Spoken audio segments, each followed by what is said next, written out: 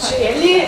Lepo pozdravljeni še na pogovoru o dveh pravkar slišanih bralnih uprizoritvah oziroma besedilih. Lepo pozdravljam Žiga Divjaka, Katarino Stegnar, Alda Mirohniča in Janeza Janšo. Torej, besedili sta nastali v obratnem kronološkem redu, kot smo jih danes sicer slišali, ampak bi mogoče začeli z Hlapcem Jernejem. Kajti Hlapec Jernej spada še v tvoje, nekako, zaključek tvojega izobraževanja na akademiji. Kot mentor je sodeloval tudi Aldo Mirohnič. Pa bi morda za začetek vprašala, odkje je ta odločitev za Hlapca Jerneja? Je bilo drugo tudi Cankarjevo leto ali sploh ne? Zdi se mi, da Cankar v tvojem siceršnjem režijskem delu igra pomembno vlogo. Nazadnje je tudi v okviru tedna slovenske drame na programu uprizoritev Obzori. Odkje je Cankar in kako to preoblikovanje oziroma samo neka situacija Hlapca Jerneja v nekem povsem novem besedilu? Čist prva odločitev, da bo to Hlapec Jernej kot Cankarjev Hlapec Jernej, je prišla pobuda od strani Cankarjevega doma oziroma Univerze v Ljubljani, da bi v sklopu tega leta se pravi nastavila ta uprizoritev tega teksta. Meni se to že začetku zdela super ideja, potem pa se to začeli približevati, zato, ker sem razmišljal, kljub temu, da sem res navdušen nad to povestjo in nad Cankarjem splošno, se mi zdi, da je bolj pomembno kot to, da ga uprizorimo tako po črki oziroma tako kaj je, da na neki način ponovimo neko gesto, kar Cankar naredi v tej povesti, in to je to, da da glas nekomu, ki je zgodovinsko brez glasu oziroma nekako ostal brez besede. In si mi nekako bolj, ko se je bližal, bolj, ko sem nekako iskal, kaj, najprej imaš valjda te neke ideje, kaj z besedilom, pa tako znotraj besedila, pa bolj, ko sem to še delal, pa kaj je v bistvu pravzaprav problem, bolj se mi nekako zdelo, da v tej stvari res ne bi želel govoriti skozi neko zgodovinsko ali naprej dano umetniško formo, ampak da bi rad vzoril na to, da ta odnos Hlapec gospodar še zdaleč ni presežen in da je v bistvu žalostno prisotno vse okoli nas. Pa se pač začela ta raziskava, pa se je to v bistvu začelo oblikovati, ker smo vsakem novo odkrito studio v bistvu stopil še malo globil ta drag, kar nas v bistvu obkroženo in te delovni pogoji, ki so takšni, kot so opisani v tekstu, žal brez pripravljanja. Mogoče bi malo več spregovorili tudi o tej raziskavi, ker je raziskava prisotna tudi v primeru besedila 6. Zdaj, verjamem, da najbrž v bistvu se zdijo stvari tako z nekega vidika današnjega nazaj, največ preproste, ampak verjetno pa v tistem trenutku, ko se je začelo to raziskovanje, najbrž je bilo treba ustvariti neko tudi mrežo povezav, s kom spregovoriti o zadevah. Ja. Mislim, tako, če malo za nazaj pa naprej odgovorim, tako se mi zdi, da je Hlapec Jernej zame osebno neko nadaljevanje te rezidence na Novi pošti, ko smo imeli, saj po načinu mišljenja, kako na nek način si vzeti ta prostor, da v bistvu imaš nek določen termin, v bistvu nimaš nekega zelo prisotnega producenta, pa nekoga, ki bi naprej pričakoval, kaj moraš ti narediti. In v bistvu se mi zdi to zame osebno bil nek podaljšek, plus isto pa Grega, ki ste tudi del ekipe, pa sta bili tako na Novi pošti, pa še Mica. Tako da se mi zdi, da je to ful pomembno za to, kako v bistvu sploh misliti in kako je sploh prišlo do tega. Zdaj, ta raziskovanje je tako, valjda, ko ti začneš delati, pa se odločiš, da boš nekaj delal, pa konkretno na Hlapcu Jerneju se raziskava, se ni začela s tistim dnem, pač, ko se je začelo delati predstavo, ampak se v bistvu zgodila že prej, zato ker me te teme res zanimajo. Res pa je, da pa ko enkrat začneš delati, pač, ko začneš o teh temah razmišljati znotraj tega, kaj z njimi narediti uprizoritveno, kaj z njimi narediti znotraj neke gledališke predstave, se pa seveda še neki drugi senzi odprejo. Je pa tako, da pač meni ta raziskava bila ful pomembna zaradi tega, ker se mi zdi, da sem prvič mogoče odkar se res intenzivno z gledališčem ukvarjam, tako čisto osebno začutil, da bi imel še neko usporedno kariero, ker je bil čisto srečen. Ker pač to je sreča sem imel, da sem tekom tega študija spoznal res prekrasne ljudi, ki delajo po mojem res pomembne stvari v naši družbi. Ne moram drugače, da ne izpostavim delavske svetovalnice, pa vseh, ki so tam, še posebej Gorana Lukiča, ki se mi zdi, da je nekako dejanje, neke ideje, o katerih tako radi mi tle govorimo, ki so dejanja z dnevo dan na terenu. In to bo seveda meni totalno inspirativno in pa se srečati z ljudmi nekako spoznala se te zgodbe. Mislim, kako je bilo težko, ker ta ravnost res kruta, se seveda sprašuješ, kaj zdaj ti znotraj gledališča in sploh tvojega življenja, kako ti vstopiš v te zgodbe, ampak mislim, da je zelo pomembna, tako osebno zelo pomembna izkušnja. Upam, da se vse približno Mogoče bi na tej točki vključila še Katarino Stegnivco, avtorico besedila 6, pa da se še malo premaknemo v besedilu 6 in k njegovemu nastanku, raziskovanju, kako ste tukaj vas je avtorjev 6, kako ste v bistvu sodelovali oziroma na kakšen način je potekalo tole oblikovanje besedila. Ker namreč tukaj pa po eni strani imamo tudi na nek način preplet nekega faktografskega gradiva in pa nekih likov v tem, recimo, fiktivnem delu. Kako ste to oblikovali? Jaz sem občutek, da je to besedilo nastalo dvodelno. In sicer, da smo v bistvu najprej po Žigatovi ideji začeli v bistvu zelo veliko improvizirati na temo, kako vznikne fašizem. To so bile pač različne situacijske improvizacije, ki so pa v bistvu iskali argumentacije, kako preprosti ljudje lahko pač pridejo do teh idej in pač imajo potem desničarske ideje in kako v bistvu smo poskušali najti argumente, čisto v bistvu klasično, dramsko izliko, iz nekih pozicij smo se tako nekako pozicionirali in kar smo ugotovili takrat, kar je mene predvsej presenetilo, je to, da zelo hitro najdeš zelo veliko argumentov, tudi če si deklariran levičar ali levičarka ali kakorkoli. Potem je pa prišla seveda potem je pa Žiga našel, oziroma se spomnil te genize, ne vem, če dobro, kakšen je bila, se spomnil tega primera okranju teh 6 otrok, na kar je prišel ta ogromen kos tega dokumentarnega materiala, kar je bilo pa seveda zdaj najprej treba tako urediti, potem je bilo pa seveda treba tudi narediti nek lok. In ta lok je pa, po mojem, ima strukturo neke klasične tragedije, kjer pač pride neka ideja, neko skupnost in v bistvu vse te skupnosti dejansko propadajo. Mislim, propadajo psihološko, v bistvu propadajo kot ljudje. In mislim, da je pač to bila potem tema te drame, če lahko tako rečem.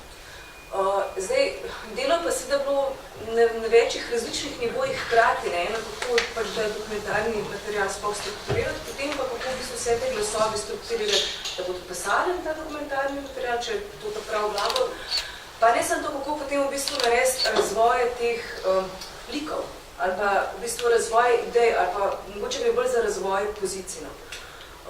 In tukaj pa na delu predvsem več ljudi, kar bi tudi jaz rekla, da je v bistvu bila neka simptomatika Nove pošte, mogoče bi tudi rekla, da je bilo to širše, da je bilo to pač v bistvu kreacija nekega, po mojem mnenju, zato ker sem biti teoretiko, po mojem mnenju sodobnega slovenskega neodvisnega gledališča, ker je pristop ponovati podoben, seveda neka tema in potem neka konstrukcija nekega besedila, pa ni nujno vedno dramsko, ker to besedilo je zelo dramsko. Tako da potem je šlo pa v bistvu za argumentacijo nekih teh pozicij in za nek fine tuning. Zdaj pa v to pa v bistvu vsak osebnostno drugače pristopal. Tako da iz večjih različnih kotov se po mojem pristopali. Bi povabila besedi na tej točki Janeza Janšo, kot direktorja Zavoda Maske, ki je skupaj s Slovenskim mladinskim gledališčem v sezoni 2017-2018 pravzaprav lansirala Novo pošto kot nek drugačen produkcijski model in v bistvu, mislim, omogočila tudi nastanek takšnih projektov, ki se pravzaprav lahko, glede na to, da ni že toliko naprej določenih nekih okvirov, kaj mora v sezoni nastati, se lahko tudi loti nekih tem, ki se odprejo v določenem trenutku.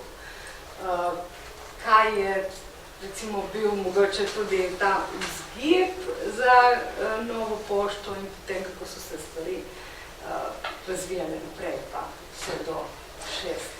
Bila sta v bistvu dva vzgiba. Prvič pač sta prišla Žiga in Sebastian Horvath z željo, da bi pač delali drugače. v teatru, predvsem pač mogoče Horvat, ki je veliko izkušen imel z delom v institucionalnem teatru in je hotel drugače delati, ne. In pač prvi odgovor mladinca je bil nekako nenaklonjen, ne. Ko se pač so se Maska temu pridružila, ne, pa je pač zadeva po dolgih, napornih, zahtevnih pogajanjih stekla, ne. Ampak osnovna premisa je bila pač ta, ne, da se ne dela produkcija na osnovi že vnaprej definiranega projekta, kjer se pač čas vaja omeji pač na neko bolj ali manj standardizirano obdobje in potem pride pač premiera in eksploatacija produkta, ne, na kulturnem tržišču, ampak da se dobesedno kupi čas, da se investira v ljudi, ki bojo počeli samo to, da bojo na Novi pošti 8 mesecev iz dneva v dan in da bojo za to plačani bolj ali manj enako, bolj ali manj se nanaša na dejstvo, da je polovica ansambla, če kot temu rečemo, ne, 14 nas je bilo, od tega 8 igralcev, polovica je bila zaposlenih v mladinskem gledališču, druga polovica smo pa bili freelancerji in nekako smo poskušali, da bi bilo to plačilo enako. Tisti v mladincu imajo še prispevke plačeni, ki se to sliši kot samo zaposleni, ampak never mind, ne. To je bil en moment, ne, skratka ne produkt, ampak čas. Ne. In ta čas je bil plus prostor, pač Nove pošte, ki v bistvu je predtem bila stara pošta in ni imel neko identiteto. In je to v bistvu bila nekako ena predpostavka. Druga pa ni bila, da smo mi zdaj prišli in nismo vedeli, kaj bi. Zelo natančno smo vedeli, kaj bi. Prišli smo pač 3 režiserji, ki smo že imeli neko predzgodovino dela v mladinskem gledališču pod umetniškim vodstvom Gorana Rimca, ki je pač prinesel veliko spremembo v teatru, veliko spremembo tudi v razmišljanju o načinu, mislim, kaj teater je v družbi in tako naprej v Sloveniji. In prišli smo pač z neko idejo, da delamo teater, ki se odziva na družbena dogajanja, istočasno pa tudi z vprašanjem, ali teater lahko proizvede nekaj, kar je družbeno dogajanje. Tako da te stvari, te dve premisi, torej delati brez naprej določenega produkcijskega pritiska za to, da se naredi predstava in pač neko zelo družbeno osmišljanje in razmišljanje o tem, kam se teater pozicionira in kaj lahko proizvede v družbi, to sta bili dve premisi. Ne? In na osnovi tega je potem nastalo to, kar je nastalo. Ne? In kako rekel, nek zdrav razum, pa tudi rezultati, ne? Bravo Žiga in vsi, ki ste ustvarjali to za izvrstno predstavo. Vse to, kar je pač nastalo, je neka win-win situacija. Ne? Po eni strani pač je nek javni zavod se dogovoril z nevladno organizacijo, prvič, ne, za neko trajnejše sodelovanje, vsaj za eno sezono, ogromno je sodelovanje med javnimi zavodi in nevladnimi, ampak to je recimo prvo toliko dolgo, ne, z neko perspektivo in tako naprej, ne, kjer gre za interesno povezovanje, racionalizacijo stroškov in tako naprej. V vsakem zdravorazumskem, kulturnem, političnem smislu je to win-win situacija. Dale tudi rezultate, ne, kot jih vidimo, ne. Nažalost pa pač smo naleteli na neko konstelacijo banalnosti zla, ki ga je utelešala kulturna politika v zadnjem obdobju. In pač je ta ideja Nove pošte, kot je bila vzpostavljena, na teh dveh premisah suspendirana. Za koliko časa, zavedno ali pa samo za nekaj časa, pač bomo videli, ampak je bila suspendirana. Temu so bile presekane korenine brutalno.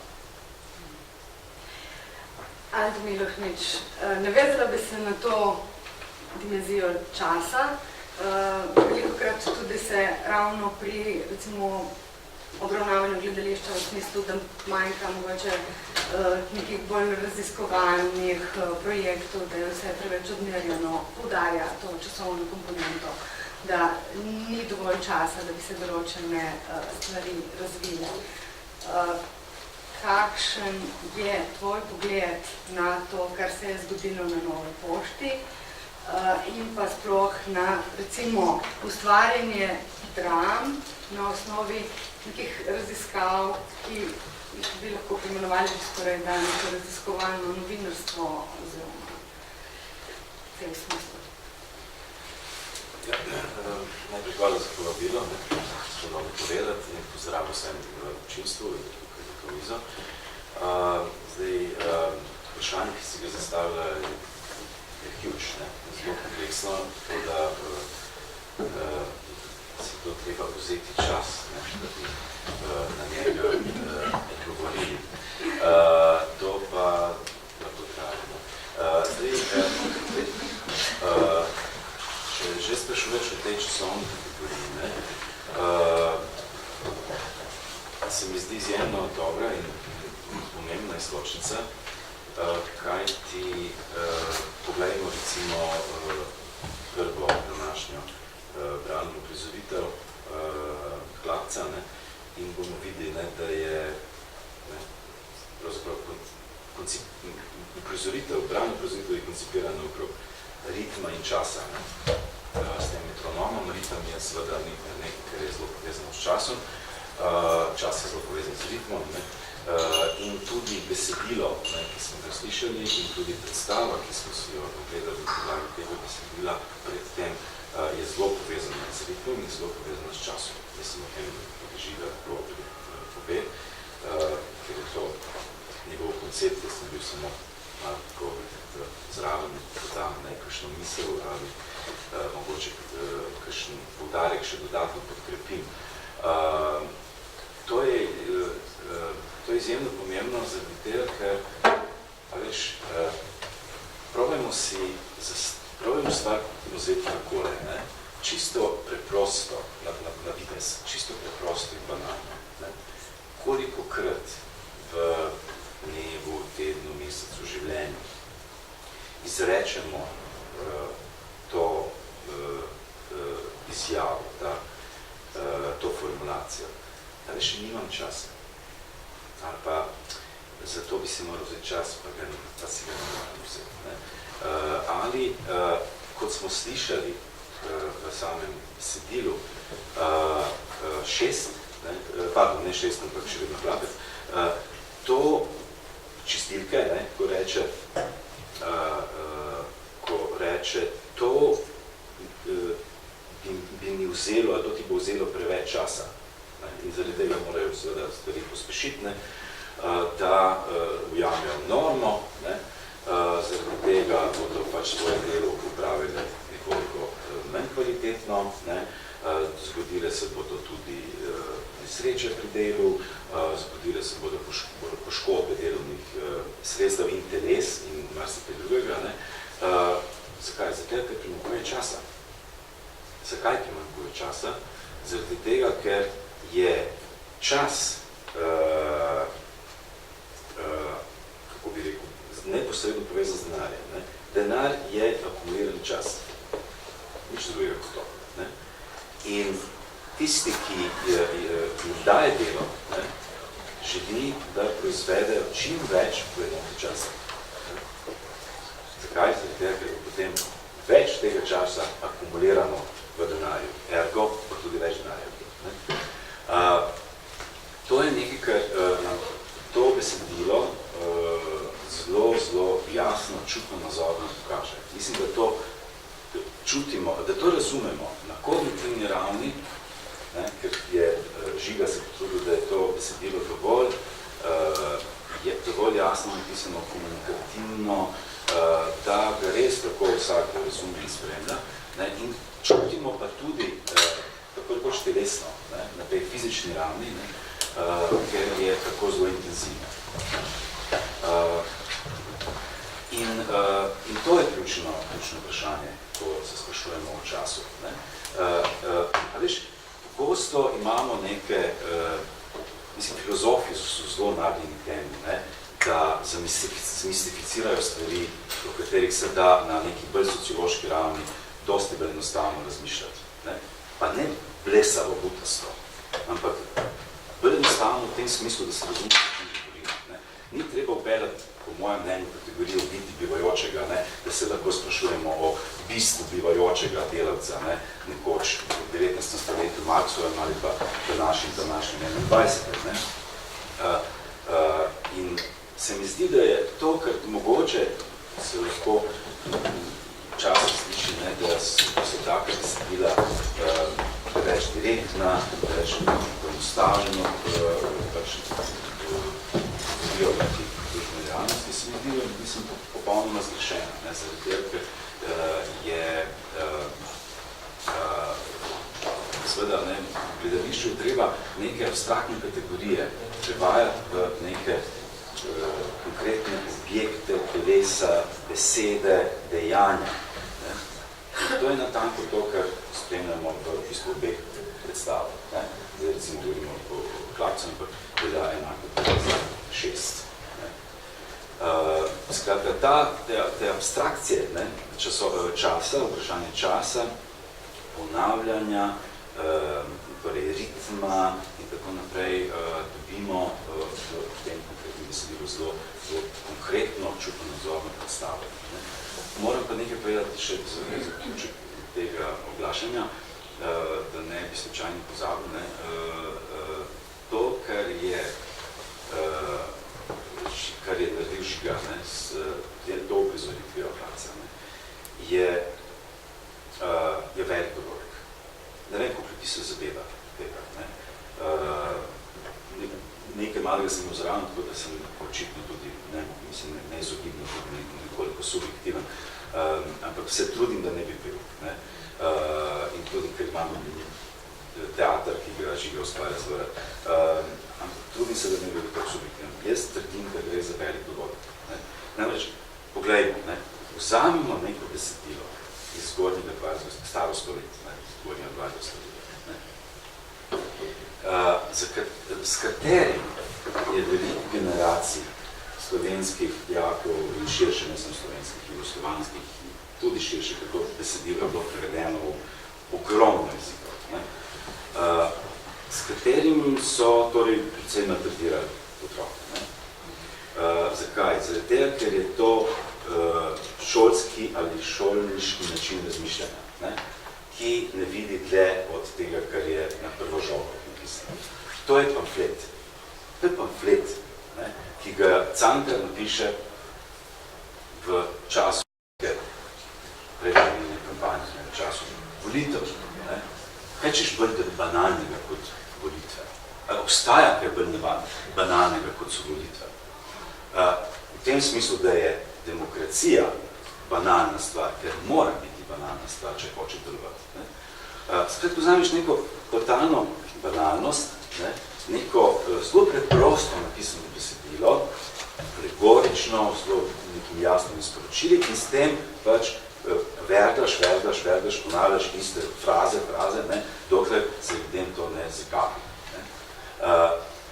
To, kar se je zgodilo s to uprizoritvijo, je, trdim,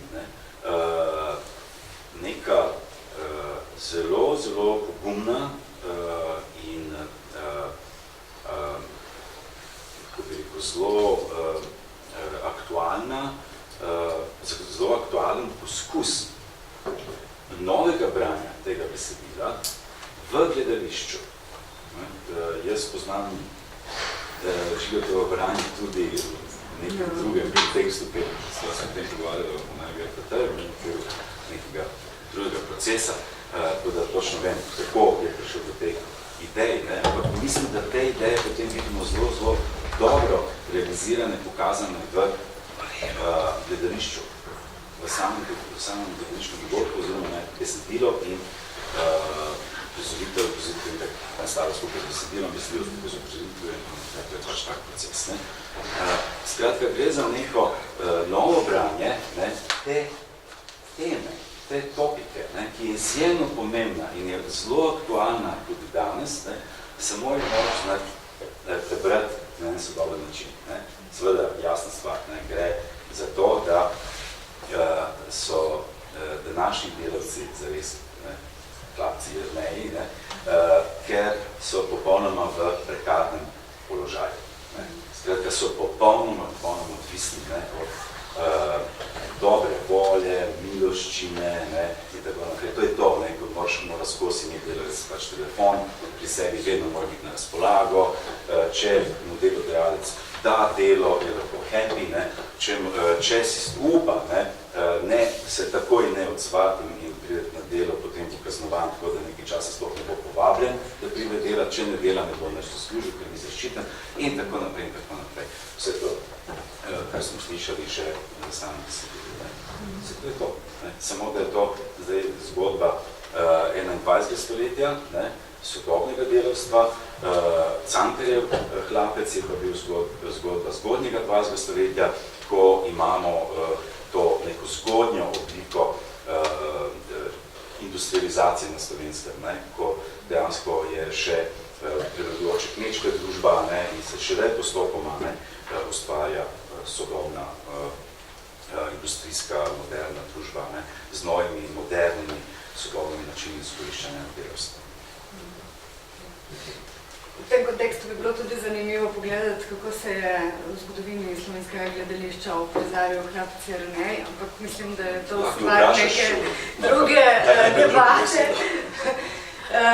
Omenjen je bil tekst kot integralni del procesa in tudi tukaj se mi zdi, da se težko znebimo te povezave, ker smo pa vendarle v okviru Tedna slovenske drame, na dnevu nominirancev in se mogoče malo bolj osredotočimo na samo besedilo.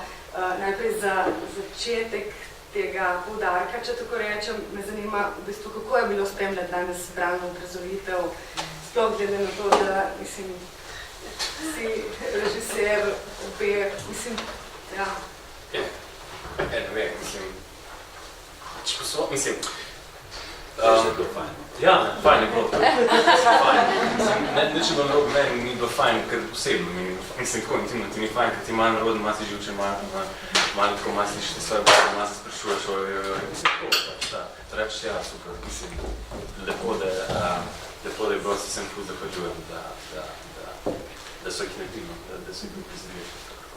Ampak, mislim, meni se pa zdi iz tega, to, kar se zdaj malo na besedilo, se mi zdi ful pomembno, da se v sklopu tega besedila vsem pogovarjamo o predstavi, o predstavi zaradi tega, ker brez predstav teh besedil ne bi bilo, ampak to ne pomeni, da več kot očitno, pač ta besedila zdaj, hvala Bogu, tudi če to vse življenje, ki so ga imeli, je že to neko dodatno življenje, ki so mogoče zgodili, saj z moje perspektive dokaj nepričakovano, ampak sem predvsej vesel za to. Zaradi tega, ker to mogoče opozarja na neki, da obstaja tudi en način dela, ki pač gre v nekim drugim vrstnim redom, kot je mogoče to bolj navadi v institucionalnem gledališču. Vse ne, da je tle nič novega ni, ampak samo v tem smislu, da jaz zdaj bolj kot vidim, se mi zdi, da me tak način dela v bistvu daleč najbolj zanima. Zato, ker se mi zdi, da se šele v stiku se pravi nekega materijala, neke teme, nekega problema, ki bi ga želel obravnavati in ljudmi, s katerimi sodeluješ, šele zgodi nekaj, kar mene v bistvu daleč, kar me najbolj zanima, ker se mi zdi tudi vnaša neko življenjsko, za katero, ne vem, ker me zanima, jo dela, jo ustvarja. Jaz bi izkoristila priložnost, Janez, ker jaz moram priznati, da ko sem gledala 6, me je v trenutku spomnilo vse skupaj na uprizoritev Slovensko narodno gledališče. In Slovensko narodno gledališče je bilo tudi nominirano kot dramsko besedilo. Pa me čisto zanima eno tako mnenje, so kakšne povezave oziroma, mislim, kakšen je pogled SNG je bilo uprizorjeno leta 2007, zdaj po več kot desetletju mogoče v nekem smislu pač kaj dobimo ven, ne? Dobimo pač Slovence kot evropski narod, ne? Tisto, kar pač kar konstituira evropski narod, je šovinizem, rasizem, paranoja pred drugim, strah pred drugim in tako naprej. Ne? Pač v Slovenskem narodnem gledališču so to bili družina Strojan, ne? Romska družina. V šestki so to pač mladoletniki, ki naj bi jih nastanali v Ljubljanskem domu. Skratka, tukaj so se Slovenci izenačili z drugimi evropskimi narodi, potem, in to je bilo možno šele potem, ko je tudi Slovenija dobila nacionalno državo. Ne. Tako da na tej vsebinski ravni je pač ta povezava. Ne. Pol pač kontekst in tehnologija dela in tako naprej je pač drugačna, ker mogoče tudi tema in tako naprej. Ne. Kar je mogoče zanimivo, ne, pri tem raziskovanju živega materiala v živem času, je to, da te pač material preseneti v nekem trenutku. Tako da, recimo, Slovensko narodno gledališče sploh ni bilo mišljeno kot predstava, ampak pač na nekem seminarju smo analizirali demonstracije pač v Ambrusu, in skozi to analizo demonstracij kot gledališkega dogodka, koreografija, režija, glasovi, scena in tako naprej, ne, se je pokazalo, da je to pač nek potencial za gledališko predstavo. Ne. Potem je pa retroaktivno, ne, iz predstave nastalo besedilo. Ne. Čeprav je besedilo bilo v bistvu prepis, pač transkript posnetkov, ki sem jih pač dobil na televiziji Slovenija. Besedilo je pa pač potem nastalo. Ne? In v argumentaciji, ki je besedilo je prekršilo pravilo, ne? Da pač na Gruma lahko pošlješ samo izvirna besedila, ne? V tem besedilu ni bilo ničesar izvirnega, ker je šlo za transkripcijo tega, kar so ljudje govorili, od pač na sestankih krajevne skupnosti, do demonstracij, do politikov, ne? Do tega epskega dialoga med Drnovškom in Ambrožani. Ampak bila je pač neka zanimiva argumentacija, ne? Da v bistvu kljub temu, da pač se težko temu reče avtorsko besedilo, izvirno besedilo, da vsem bo pač nominirano. Tako da bila je neka zagata s tem. Ne? Pač, padel je ta genij, ki si izmisli pač besedilo v trenutku navdiha in tako naprej. Ne?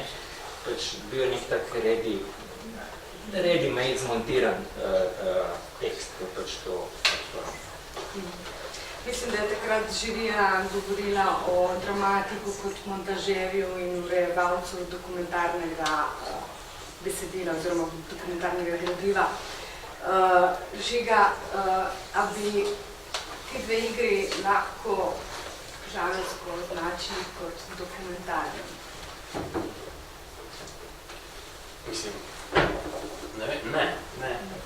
Pa ja, kaj ne vem, v bistvu, kaj to komu pomeni. Mislim, jaz velikrat v zadnjem času sem videl to nazaj v smislu ravno tega, ne, da se pač to so ta muzej pa postavili. Ne, mi nismo, mislim, ok, maile smo vzeli, vse ostalo je zelo veliko dela v tem smislu, da imaš ta počutek. Mislim, veliko ljudi misli, da se to pač pogovor zaposlenih, ki smo mi z njimi naredili intervju in bolj to postavili. Mi nismo z enim zaposlenih se pogovarjali razen z ravnateljicami. Mislim, to je pač ustvarjeno, to je umetno narejeno. Mislim, to je neka naš doprinos, oziroma nek naš koncept, kaj smo hoteli. In to je ta, da kako neka ta zunanja slika, kako neki te mediji, kako neko to sovraštvo, ki se je velikrat, kada je nekam izgovorjeno v nek abstraktni prazen prostor, kako ima zelo konkretne in življenjske posledice v nekem okolju, ampak to je ustvarjeno. Ne? In isto hlapec je ne, mislim, fakti niso zmišljeni, ampak ne obstaja, ni tega tam pa postavljeno sem, ne? Mislim, ne vem, pač dokumentarno je zato potem toliko, absolutno, ne, mislim, ni, da bi se zdaj hotel iti stran dokumentarnega, daleč od tega, mislim, to najbolj zanima, ampak ni pa to dokumentarno v tem nekem vulgarnem smislu v tem kontekstu, da je to samo nekje tam bilo in je pač vzeto in postavljeno sam.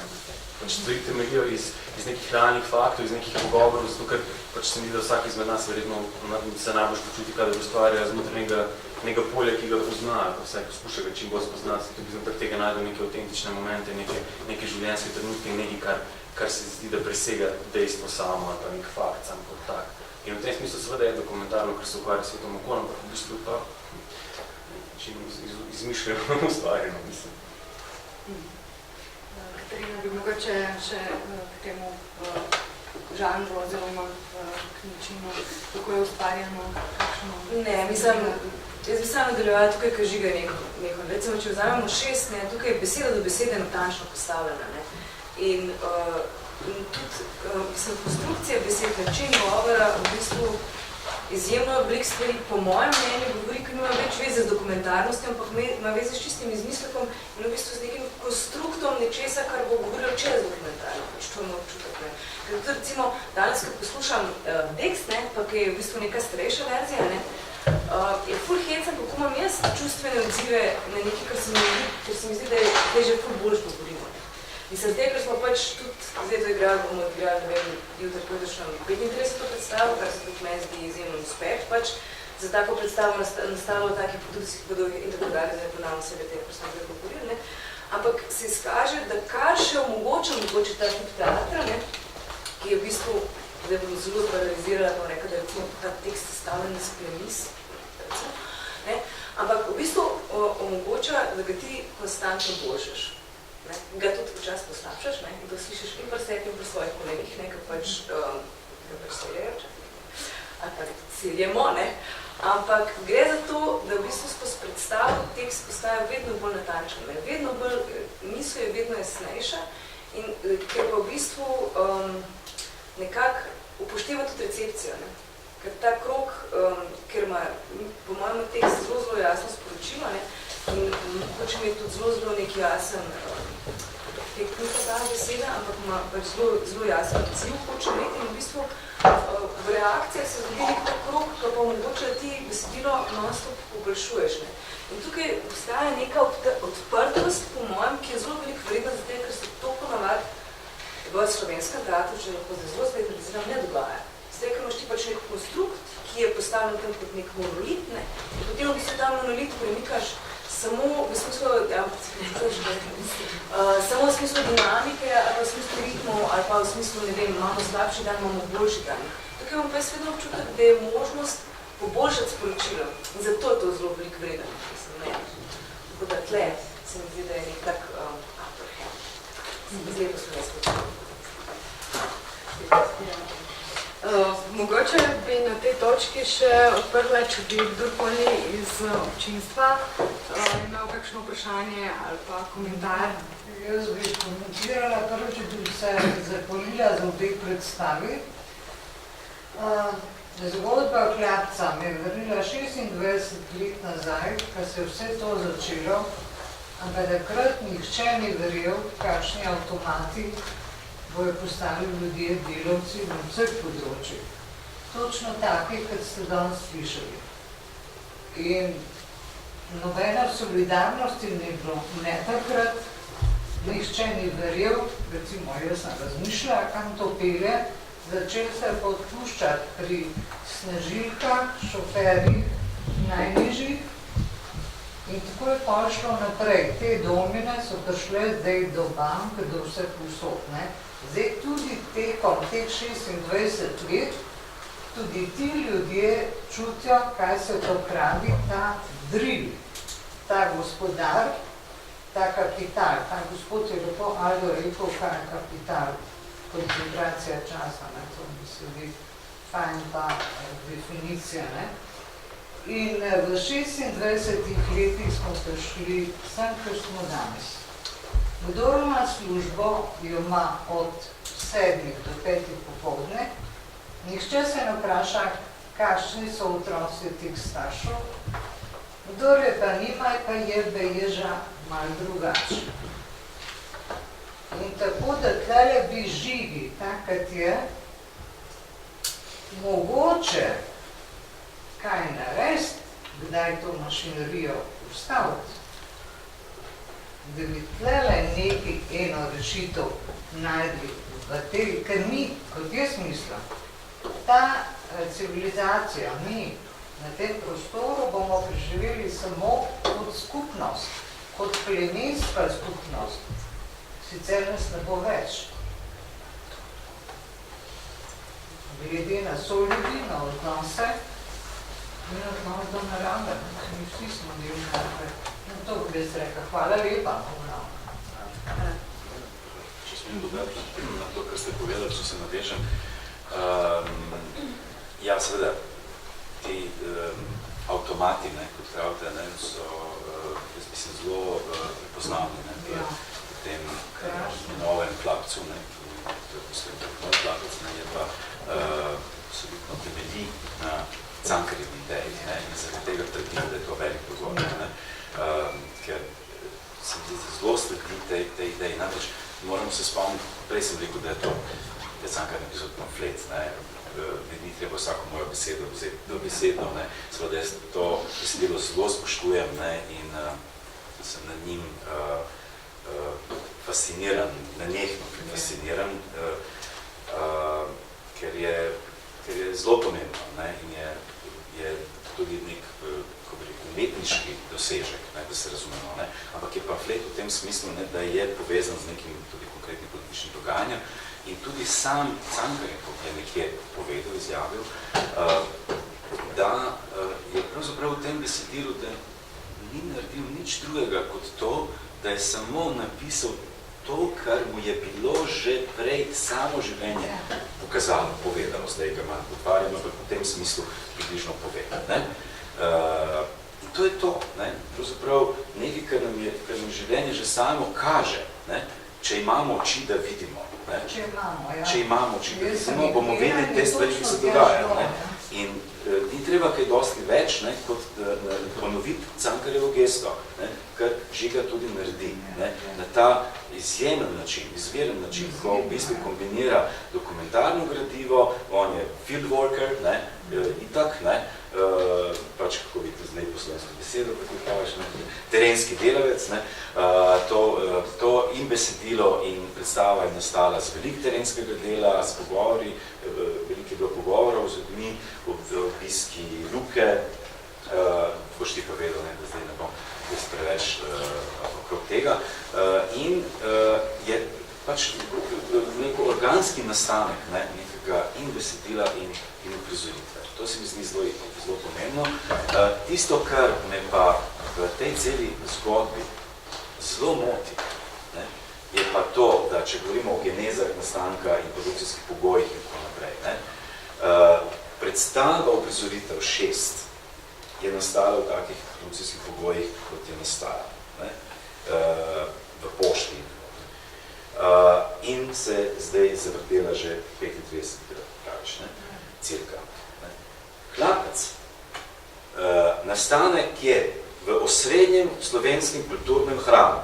Cankarjevem domu, ki ima največji budžet, dobro, veliko tudi na trgu pridobito, ampak razpolaga z verjetno največjim proračunom od vseh kulturnih inštitucij, ima največ zaposlenih in tako naprej, ima, potem rečemo, poslopja v centru Ljubljane, ogromna, največje dvorane v Sloveniji, bla, bla, bla. In torej, da stane tam v koprodukciji Zagreb FT-jem v redu, ampak se dogaja v Cankarjevem domu. Kolikrat se je predstava ponovila? Žiga? 4-krat. Sramota, jaz sem 4-krat. gledala In zdaj pogledajte, ta predstava je nastala v nekem Abteilungu, departamentu, ki se ukvarja z izobraževanjem, izobraževalno-kulturnim programom. Da bi ta predstava dejansko zaživela, bi morala prideti nekako v sistem tega izobraževanja, dopolnilnega izobraževanja, kako se temu že reče, za naše otroke. Tisti, ki te predstave si ogledajo in potem se odločijo, ali jih vzamejo v ta sistem, ta program ali ne, se očitno za to predstavo niso odločili. Tok glede tega imamo oči, da kaj vidimo, ali ne vidimo. Ne? Jaz sem celo razmišljal, prišel sem to, zdaj Žiga prvič izvedel, ne, ker to je moje glasno razmišljanje. Veste, tako, ne, človek v nekem trenutku, ne, ko me je dosti vsega, ne, res začne razmišljati, ne, precej aktivistično. Ne. In jaz sem začel razmišljati o tem, da bi celo naredili neko tako verilo, ne, bi rekel intelektualno kulturno verilo, in da bi v bistvu probali nekako dopovedati tem ljudem, ne, zakaj tukaj gre. Kajti jaz se bojim, da mogoče niso dojeli, ne, če jim je šlos, ne, in mogoče ne, bi jim lahko pomagali s tem, da jim povemo par preprostih stvari, ki jih lahko v tej uprizoritvi vidijo, samo če želijo videti. Ne. Tako da, pa se bo pogovorila Žiga, ne, če ne sprejeti tako krivo akcijo. Mislim, da neki napori so potrebni. Zdaj, gledajte, oprostite, vidim vašo roko, ampak sem tole moram povedati. Gledajte, jaz ne podcenjujem nobenega. Tudi najbolj preprostega, navadnega človeka, ne, ki ima mogoče samo osnovno šolo, ne, če hočete. Ne. Iz mojih ust nikoli ni bilo kitajsko izrečeno in ne bo. Vsakega je treba spoštovati kot človeka, takega kot je. Ne? Ampak v sodobnem času, ne, ki je zelo sofisticiran in v katerem je ogromna neka manipulacija, ne, z ljudmi, to vidimo, mislim, recimo predstava 600 fenomenalno kaže, ravno to glas, ne, ideološke manipulacije. Ne zaradi tega, da bi človek bil neumen, navaden, tako imamo majhen človek, ne, da bi bil neumen, ne, ampak je preprosto, ne, a veste, kot ena tenčica se mu postavi pred očmi in ne vidi skozi njo. Ne. Mogoče je treba malo pomagati, ne, preprosto, z nekaterimi preprostimi istočnicami in to je potem domino efekt. Ne. Ko vam nekdo da par dobrih istočnic, ne, da prepoznate neke detajle, ne, v neki uprizoritvi ali nekem besedilu, ne, Siničani, ne vem kako neumen, bo že razumel, ne. Sam je treba nekje to sprožiti. Ne. Tisti, ki bi morali to narediti, ne, so odpovedali. Ne. Niso zmogli. Ne. Torej, jaz bi rekel, sistemom nekaj ni v redu. Sistemom je nekaj narobe. Sistem je preprosto kot tak preveč neumen in preveč inerten. Ne. Še vedno bere Cankarja in njegovega Hlapca na tist način pred 100 leti. Ne. Oprostite, to tem je problem. Ne. Očitno pač ta struktura ljudi ne premore, ne, teh kapacitet, ne, da bi prebrala, ne, to besedilo na nov način, kot bi mu predstavili. Mogoče taki problematičen naslov, ker ko sem jaz prebrala Hlapec Jernej, sem si takoj predstavljala tistega pred 100 leti in me naprej ni zanimalo. To je pa čisto ena druge vrste predstava, ki bi jo jaz povezala, ne vem, Rumeni Joviči ali Luka Koper, mislim, da bi si zaslužila svoj naslov v tem 21. stoletju. Čeprav je na nek način povezana z izkoriščenjem, kot je bil Hlapec Jernej, ampak 100 leti je bilo tisto izkoriščenje, vendar nekoliko drugačno. Se je dogajalo členi kmetij, delodajalska, kmet pa Hlapec, potem je to širše. Mogoče bi bilo dobro povezati. Mogoče za samo pomoč, ampak meni je samo izhodišče, mi je bilo pomembno, da je ravno ta naslov, no? da je to v začetku to mi še ratalo na premieri, da je še pisal Ivan Cankar, Hlapec Jernej, njegova pravica in pol priredba.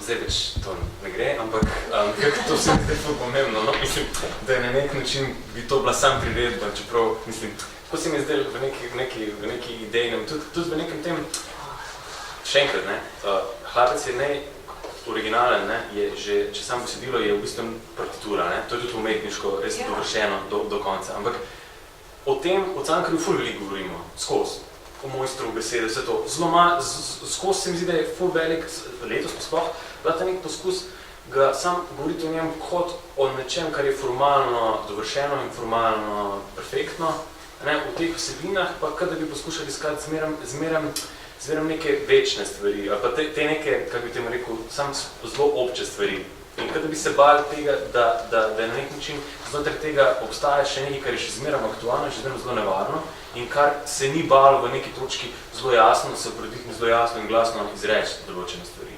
In v tem je bilo meni, nič ne bi zanikal tistega prej, ampak to se mi zdi nek pomemben trenutek v točno tem času. To je čisto drugo besedilo, kot sem jaz slišala. Ja. Po mojem nisem zaslužila svoj naslov, svojega avtorja, vse v redu narejen, zakaj bi se skrivali za Cankarjev. Ne gre za to, da razumem, ja, pač tista ideja izkoriščanja, ki se ponavlja. To je samo ena dimenzija. Ena dimenzija izkoriščanja, druga dimenzija je tega, da če bo šel tako naprej, še malo pa bomo tudi, mislim, koliko še, da se zažge ta lučija, ne? Tretja dimenzija je, on gre na Dunaj in mi smo postali malo ta Dunaj, ne?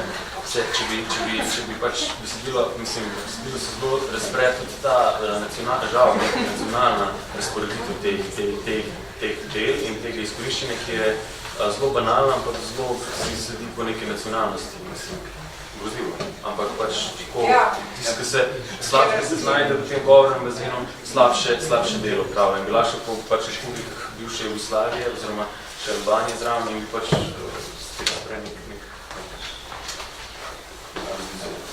Če smem, Ana, sem bi rad da ne bo prišlo, da ne razumem, namreč sej Žiga in sodelavci Žiga, recimo, tukaj posebej, bi lahko seveda izbrali drugi naslov.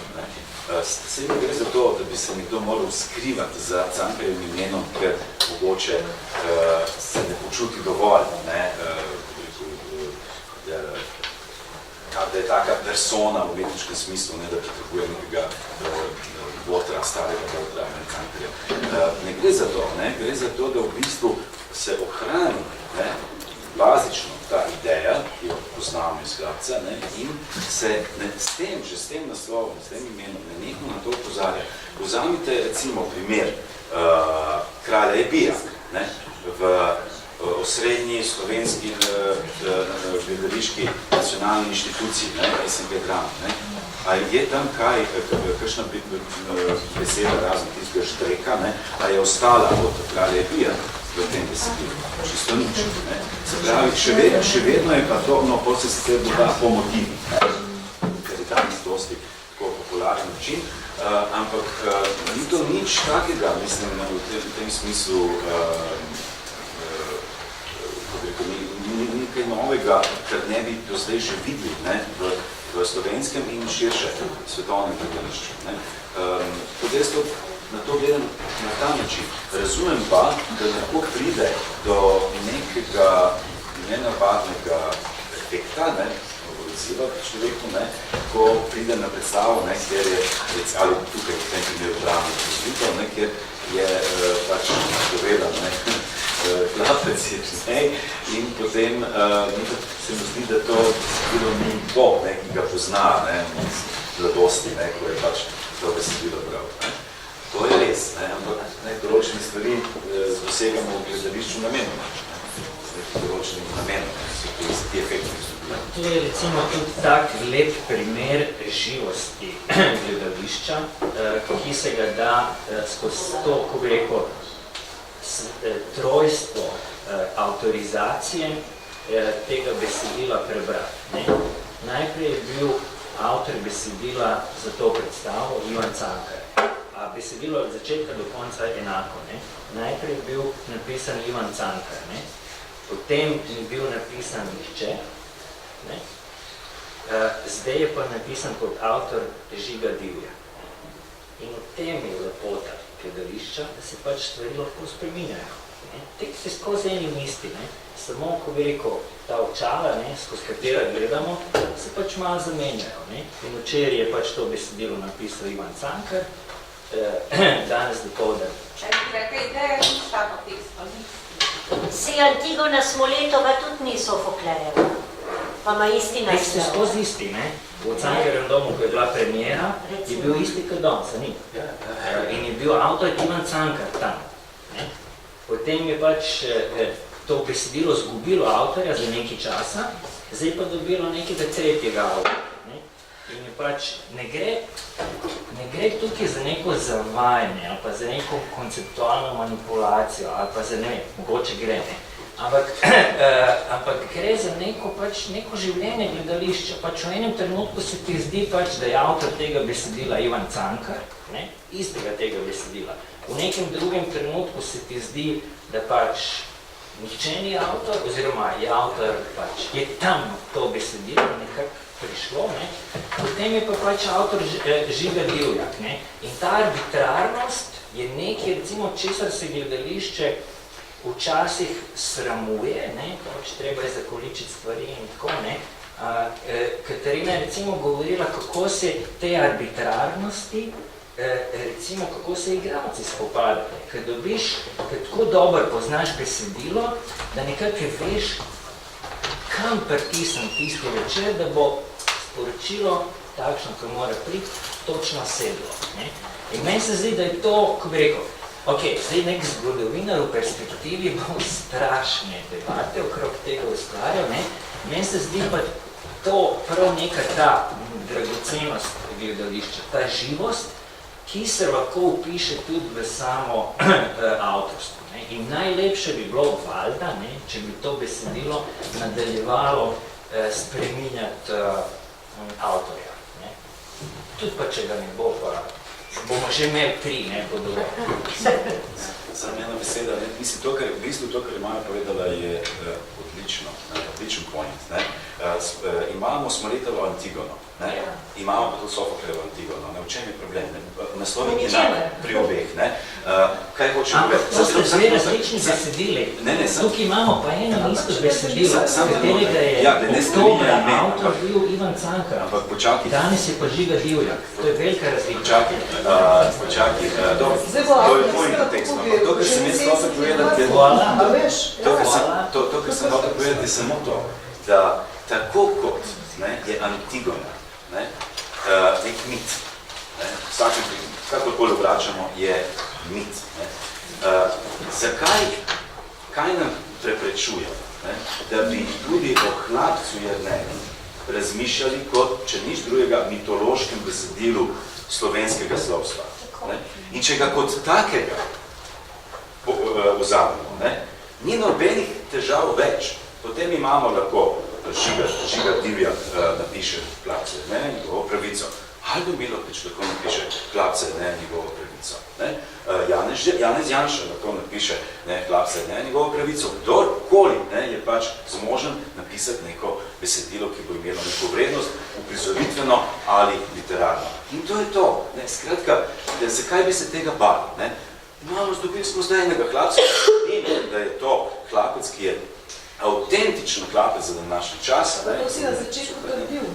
Kako? To si pa na začetku trdil. Ja, to je zdaj moja Maja, se moram zahvaliti za to istočico, ko se mi zdi, da zelo lepo to potrjuje. Pa tudi vam, ki ste odprli to vprašanje, ki je pomembno, ker je to nekaj, kar seveda ne moramo tega vprašanja ignorirati. Nekdo pride in namerava gledati Hlapca, kot ga pozna, kot smo rekli, iz prejšnjega branja, ker dobi neko besedilo, ki pač se mu zdi, da to ni to.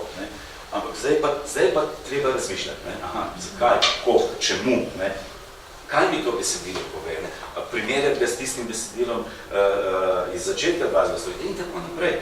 In se odpre cela pica, cela mreža nekih vprašanj, problemov, premislekov, to je namen gledališča in dramatike in umetnosti. Jaz bi rekla, da je precej okrog teh pogummarjev. Na ta način, če človek razmišlja samo po naslovu igre, Shakespeare se in prej se naučili Lorenzi, že vem, kaj je igla, pa ne vem kaj, gremo kar po vrsti, lahko jaz imam 2-3 abonmaje.